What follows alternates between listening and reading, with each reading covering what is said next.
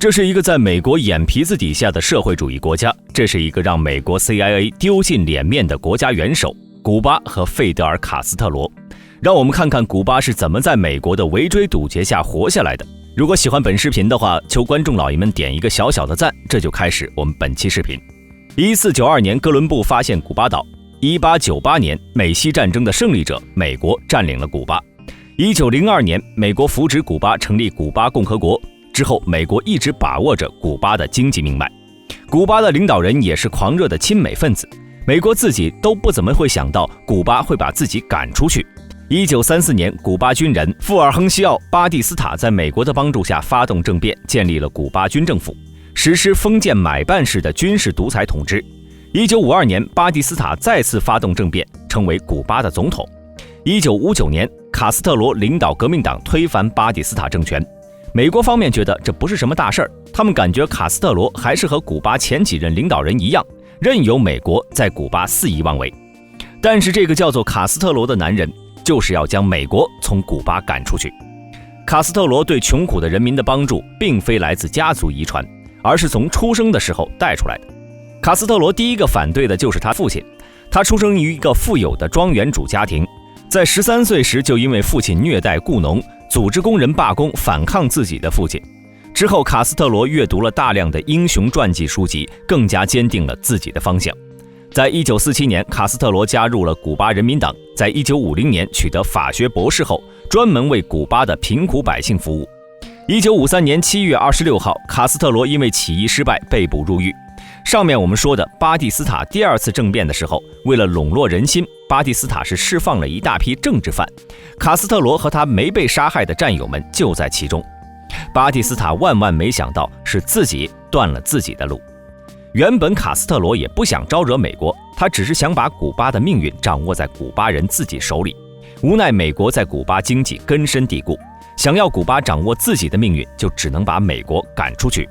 卡斯特罗上台后，先从自家的土地动手，对全古巴进行了土改。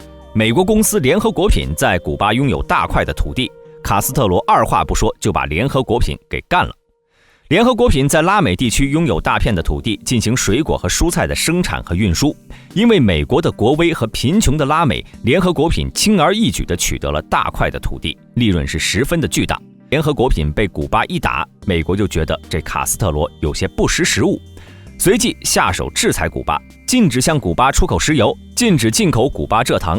古巴就从苏联进口石油，把蔗糖出口给苏联。苏联的石油又在美国在古巴的炼油厂进行炼化，美国随即又禁止炼油厂工作。卡斯特罗随即就把美国的炼油厂收为古巴，反正就是在我的土地上，那就是我的。美国的制裁没有一丝丝作用，然后就有了著名的猪湾事件。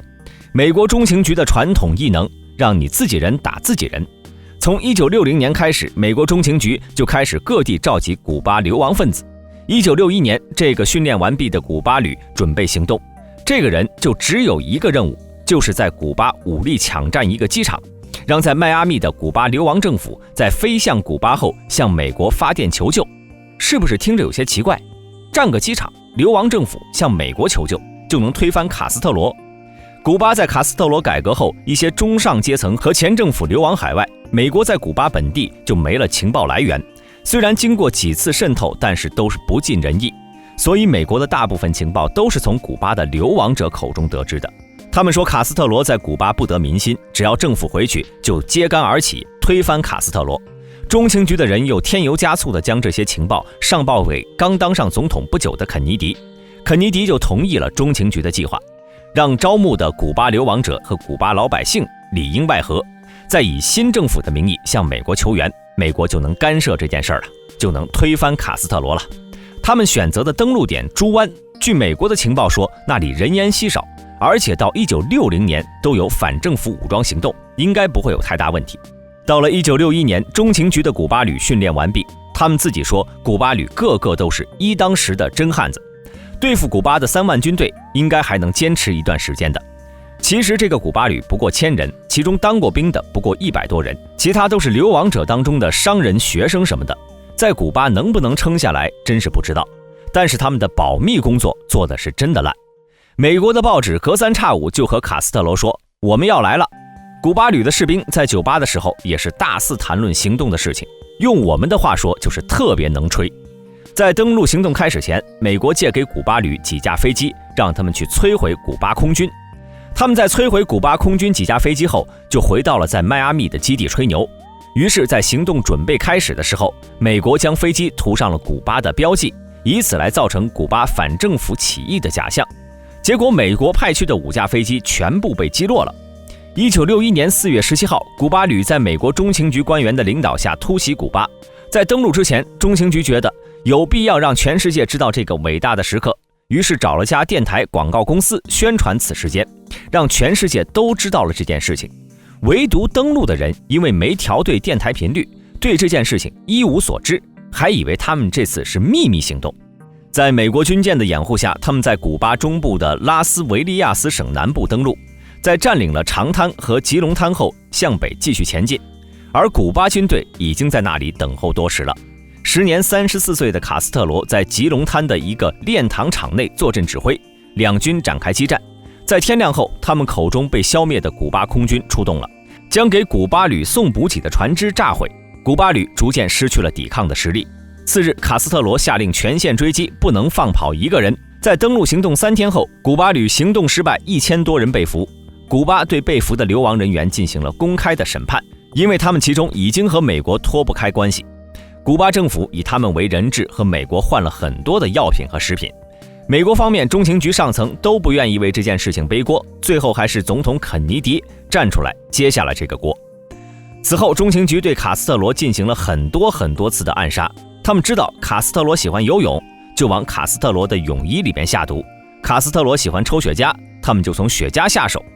据古巴安全部门统计，卡斯特罗被暗杀次数达到638次。在猪湾事件后，卡斯特罗宣布古巴进入社会主义，很快和苏联达成合作，成为苏联进攻美国的先头兵。然后就发生了古巴导弹危机，这个我们就不展开讲了。